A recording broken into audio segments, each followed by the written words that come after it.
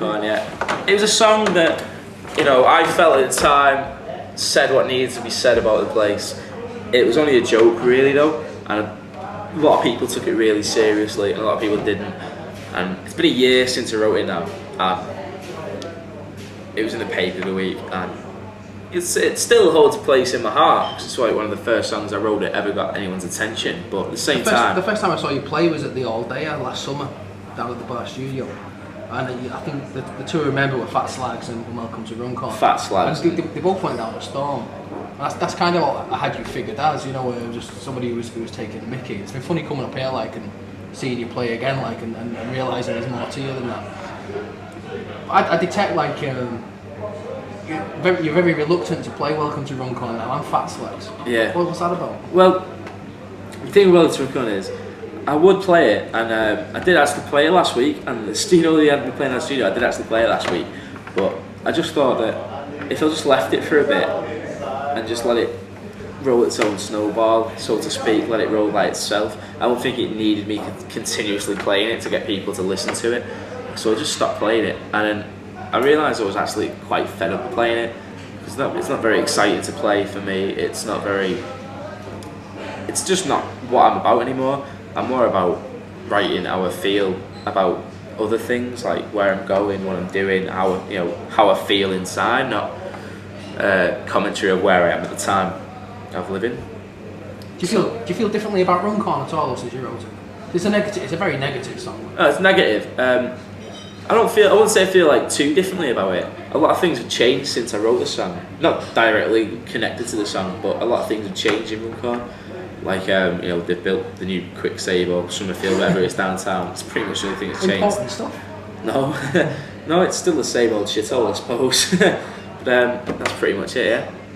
Before you played, the studio started, and nights like this, what were you doing before that? You said you were playing gigs. Where were they going on? Oh, down the Quayside. I was playing gigs in the band down the Quayside.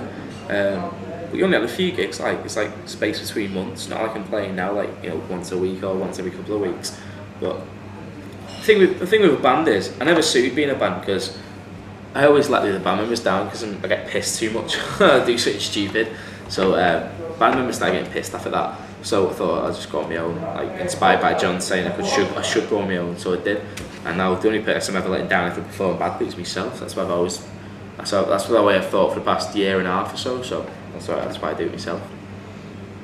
Was there a scene in Runcorn before? I mean, I'm new to it myself. Was there anything going on before that's like there is now? No. Because there seems to be a lot going on now. Yeah. Everyone's doing something. Everyone's putting a night on. Yeah. And as much as everyone like moans about Runcorn, moans about how shit the place is and all this, at the end of the day, like, there you are, and there's Crilly and there's George, like, and they're all doing something, and it's kind of important. I think it's very important. I think the thing with Runcorn is it's always going to be one of them towns that people move through. They don't stay there for too long. They'll move through it and come back eventually. And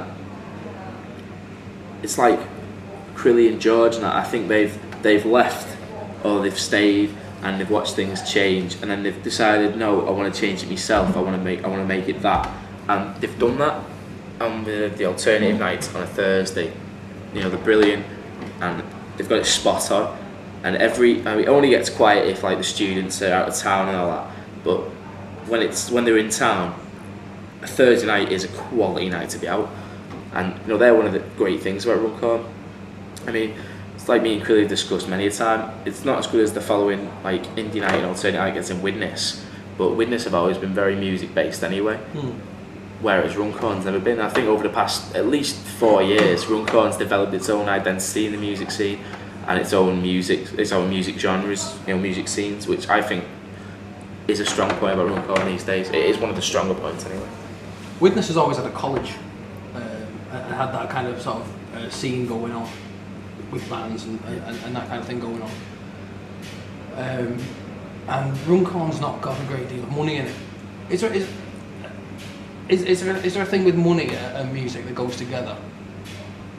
I hate to say there is, but I'm a realist, so it obviously has something to do with money, otherwise no one would do it.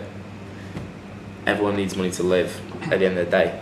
So, and everyone needs money to do something with their lives, almost. So when I was a kid, when I went to college in Withers, I used to come home on the bus, and I used to my bus went. I lived on Grangeway, and I was a goth. And you couldn't be a goth on Grangeway. It just wasn't allowed. Yeah. I could get away with a black shirt, like, but that was about it. yeah, But as I was coming home on the bus, we always passed through Clifton Road, where the money is in Runcorn. And all the people who got off the bus there from college all had spiky hair and all the goth gear, all the sort of music orientated gear. Whereas when you got off in Grangeway, all the people who got off like wearing jeans and t-shirts and stuff. And I've always thought like that where there's money, there's music, you know, or there's that kind of expression. I think Runcorn's always going to be at a disadvantage in that sense because there's no money here and there never has been, and there's not likely to be any in the future. No, I totally agree. I don't think the thing with Runcorn at the moment is they try and make it a better place. I mean, the council and all that. I mean, they're building the flats down the docks, and all that, called the Deck. And the thing is, they can change the place as much as they want, but they can't change the people who live here. And that's the end of it.